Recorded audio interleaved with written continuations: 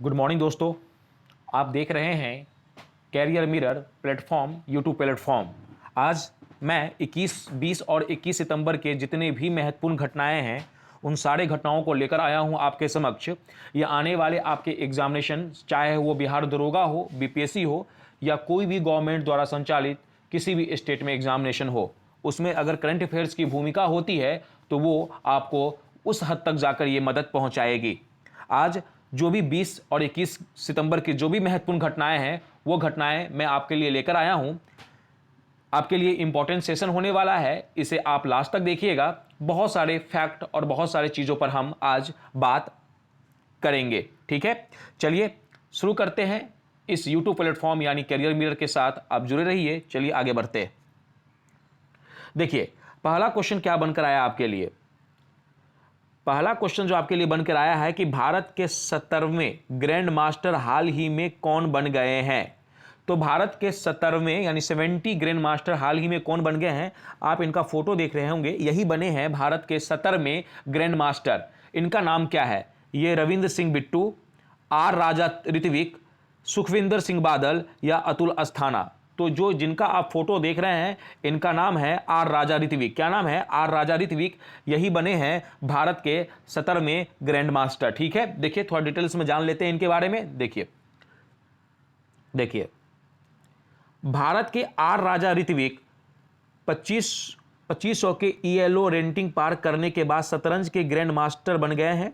17 वर्षीय हंगरी के बुडापेस्ट में चेयर केप जो ग्रैंड मास्टर शतरंज टूर्नामेंट में यह जीएम खिताब हासिल किया है। इस तरह वे देश के 70वें ग्रैंड मास्टर बन गए हैं। तो आप इसे याद रखिएगा। इनका ऋत्विक का प्रतिष्ठित कोच का क्या नाम है, एनवीएस एम राजू, ठीक है।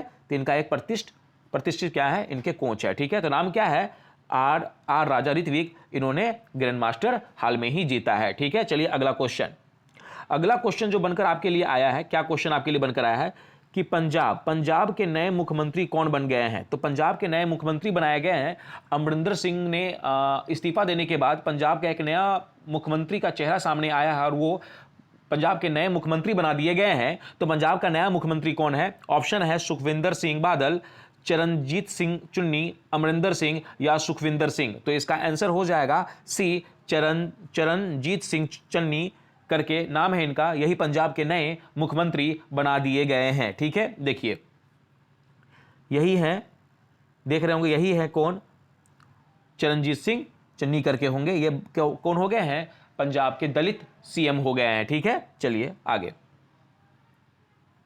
ये क्वेश्चन क्या बनकर आया आपके लिए, देखिए एक क्वेश्चन क्या बनकर आया है।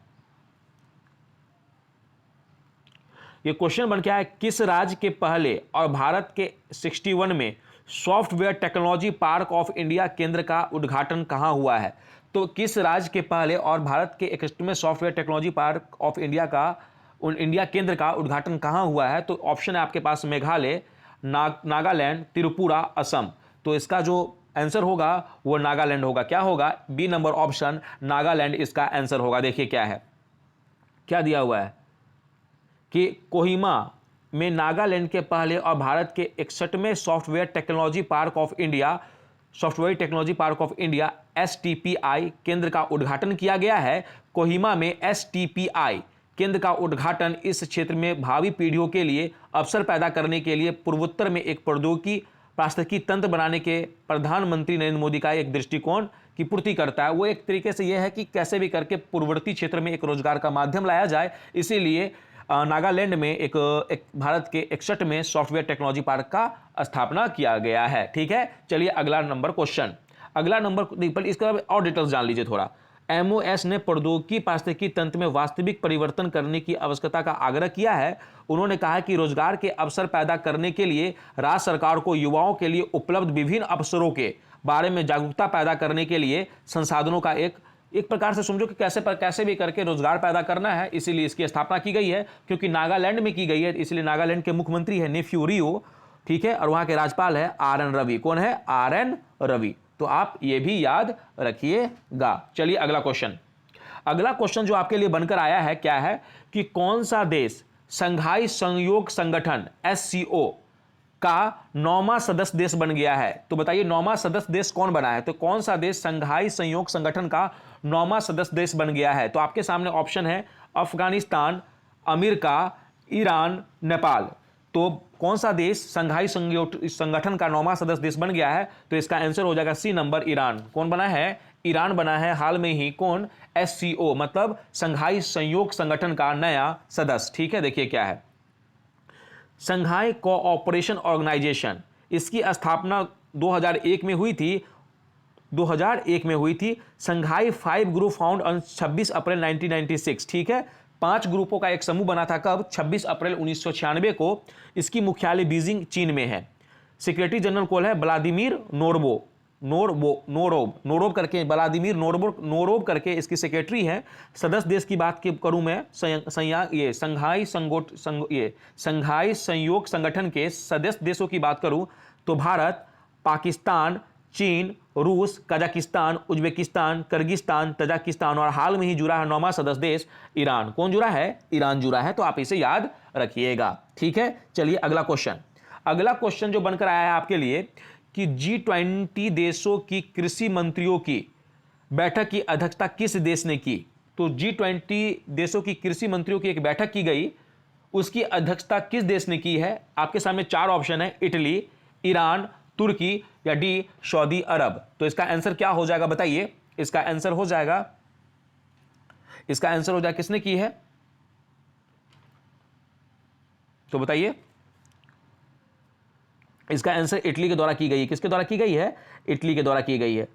देखिए किसके द्वारा की गई है? ए, इटली के द्वारा की गई है। अब देखिए क्या है ऑप्शन में बताता हूं। देखिए G20 ग्रुप है जिसमें 19 देश और यूरोपीय संघ शामिल है। G20 में 19 देश और एक यूरोपियन संघ शामिल है। इसकी स्थापना 26 दिसंबर 1999 को हुई थी।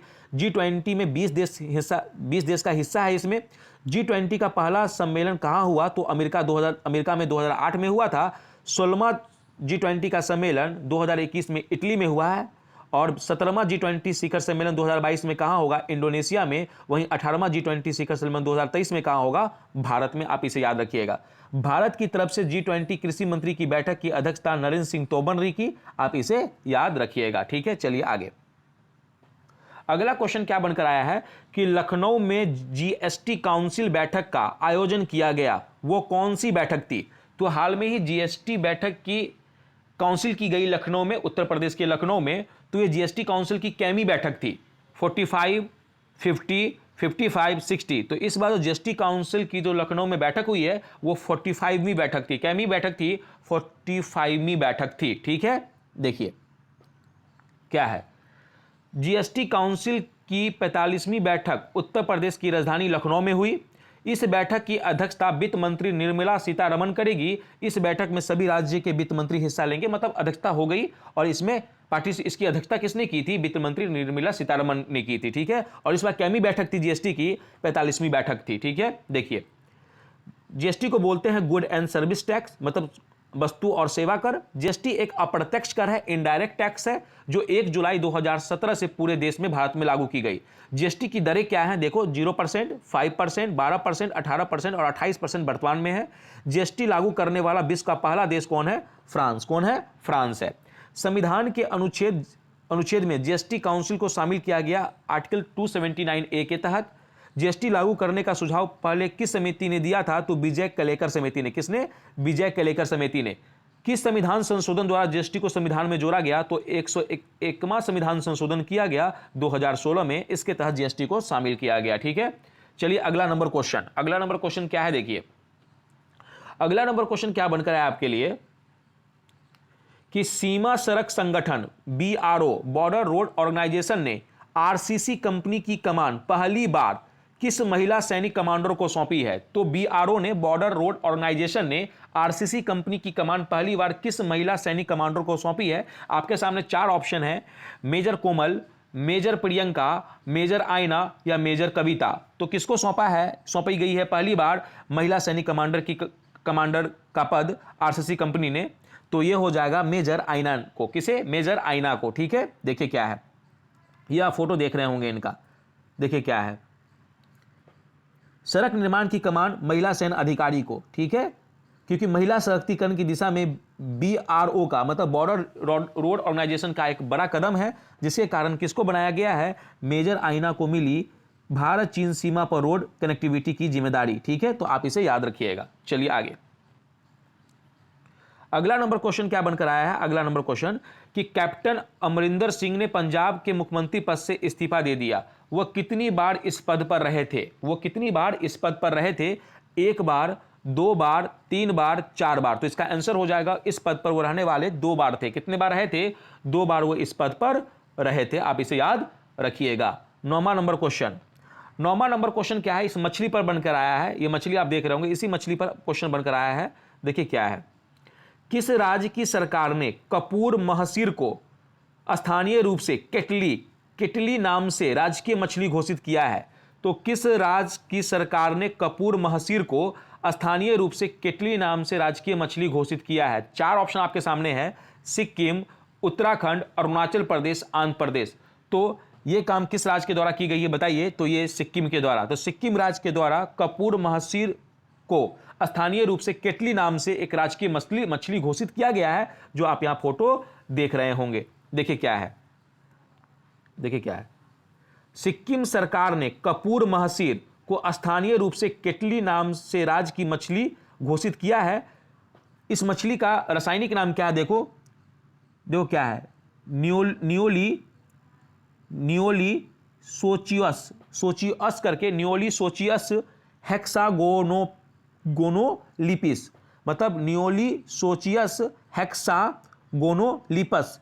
इस कपूर महासीर मछली का जो नाम हाल में केटली रखा है, इसका ये वैज्ञानिक नाम है। केटली मछली के महत्व को उजागर करने और उसके संरक्षण उपायों पर जोर देने के लिए यह निर्णय लिया गया है। ठीक है, सिक्किम के मुख्यमंत्री कौन है, PS गोले, और यहाँ के राज्यपाल कौन है, गंगा प्रसाद, क्योंकि हाल में ही सिक्किम से बनकर क्वेश्चन आया है, तो आपको सिक्किम के मुख्यमंत्री का नाम और सिक्किम के राज्यपाल का नाम आपको मालूम होना चाहिए। चलिए अगला नंबर क्वेश्चन, अगला नंबर क्वेश्चन क्या है, देखिए अगला नंबर क्वेश्चन क्या है, हाल ही में किस राज्य में तेमलंग या तेमलोंग ऑरेंज को GI टैग मिला है? तो हाल ही में किस राज्य के तेमलोंग ऑरेंज को GI टैग मिला है? ये आप देख रहे होंगे ऑरेंज, और एक तरफ देख रहे होंगे मिर्च।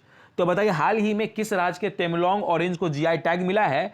मेघालय, मणिपुर, त्रिपुरा, असम। तो बताइए क्या आंसर हो जाएगा कि हाल में ही किस राज्य के तेमलोंग ऑरेंज को GI टैग मिला है? तो इसका आंसर हो जाएगा बी नंबर मणिपुर। क्या हो जाएगा, बी नंबर मणिपुर को। देखिए क्या है, देखिए मणिपुर के 2 प्रसिद्ध उत्पाद, एक हाथी मिर्च, ये हाथी मिर्च, और दूसरा ये है क्या, तेमलंग ऑरेंज, ये मणिपुर का है। मणिपुर के उखरल जिले में पाई जाती है, अपने अनोखे स्वाद के लिए जानी जाती है ये, और तुमलोंग मैड्रिन ऑरेंज को भौगोलिक GI टैग दिया गया है। तो इन दोनों को क्या दिया गया, एक हाथी मिर्च को और एक किसको, तेमलंग और मैड्रिन ऑरेंज को। ये जो दोनों मणिपुर में उत्पादन किया जाता है, इन दोनों को क्या दिया गया है, GI टैग दिया गया है। यह मणिपुर के इतिहास में एक ऐतिहासिक मील का पत्थर साबित होगा, जिसमें किसानों की आय भी वृद्धि होगी। ठीक है, अगला क्वेश्चन, अगला क्वेश्चन क्या बनकर आया है कि हाल ही में shining Sikh youth of India, हाल ही में shining Sikh youth of India पुस्तक का विमोचन किया है। किसने किया है, राजनाथ सिंह ने, निर्मला सीतारमण ने, नितिन गडकरी ने, या S जयशंकर ने? तो हाल में ही shining Sikh youth of India पुस्तक का विमोचन किसने किया है? तो यह किया है किसने, राजनाथ सिंह ने। किसने किया है, राजनाथ सिंह ने। आइए इस बुक के बारे में थोड़ा सा डिटेल्स जान लेते हैं। देखिए क्या है, देखो आप देख रहे होंगे राजनाथ सिंह के द्वारा एक बुक का विमोचन किया गया है, signing Sikh youth of India. ठीक है, देखो क्या है, केंद्रीय रक्षा मंत्री राजनाथ सिंह सीखे के 9वें गुरु तेग बहादुर की 400वीं जयंती के उपलक्ष्य में नई दिल्ली में shining Sikh youth of India नामक पुस्तक का विमोचन किया है। पुस्तक को पंजाबी विश्वविद्यालय पटियाला के प्रशासनिक अधिकारी ने लिखा है, जिसका नाम क्या है, डॉक्टर परवलीन सिंह। ये डॉक्टर परवलीन सिंह के द्वारा लिखा गया है, जिसका विमोचन राजनाथ सिंह के द्वारा किया गया है। और ये सिख के 9वें गुरु तेग बहादुर, जिनकी 400वीं जयंती मनाई जा रही थी, उसी उपलक्ष्य में shining Sikh youth of India पुस्तक का विमोचन राजनाथ सिंह के द्वारा किया गया है। और इस पुस्तक के लेखक कौन है, डॉक्टर परवलीन सिंह। ठीक है, चलिए आगे, 12 नंबर क्वेश्चन क्या बनकर आया है? 12 नंबर जो आपके लिए क्वेश्चन बनकर आया है कि भारतीय जीवन बीमा निगम, क्या भारतीय जीवन बीमा निगम ने किस नाम से हाल में ही मोबाइल ऐप लॉन्च किया है? तो भारतीय जीवन बीमा निगम यानी एलआईसी के द्वारा एक मोबाइल ऐप लॉन्च किया गया है। उस मोबाइल ऐप का नाम क्या है? प्रगति, सफर, राहत, लक्ष्य। तो उस मोबाइल ऐप का नाम है जो भारतीय जीवन बीमा निगम यानी एलआईसी के द्वारा ऐप लॉन्च की गई है, उस मोबाइल ऐप का नाम है ए नंबर प्रगति। क्या नाम है? प्रगति। देखिए क्या है ये, आप देख रहे होंगे कि एलआईसी के द्वारा, किसके द्वारा? एलआईसी के द्वारा एक मोबाइल ऐप लॉन्च किया गया है जिसका नाम क्या है?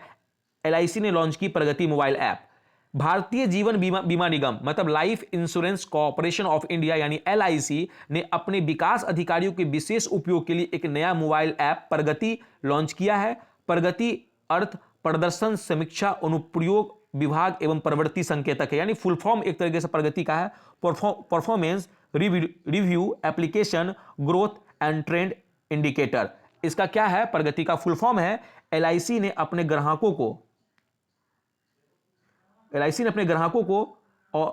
को और फील्ड कोर्स के लिए संचालन में आसानी हो इसके लिए ये डिजिटल पहल की है। ठीक है, देखिए क्या है प्रगति ऐप के बारे में थोड़ा सा जान लीजिए।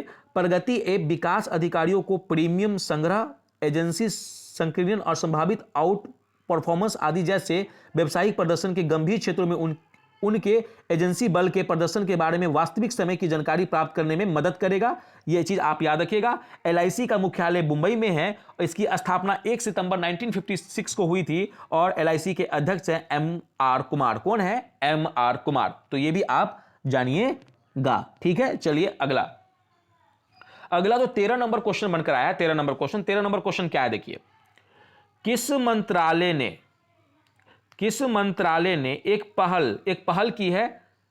एक पहल ड्राइव नाम एक अखिल भारतीय विशेष अभियान लॉन्च किया है। तो किस मंत्रालय ने एक पहल ड्राइव अभियान नामक एक अखिल भारतीय विशेष अभियान लॉन्च किया है? आपके सामने 4 ऑप्शन है।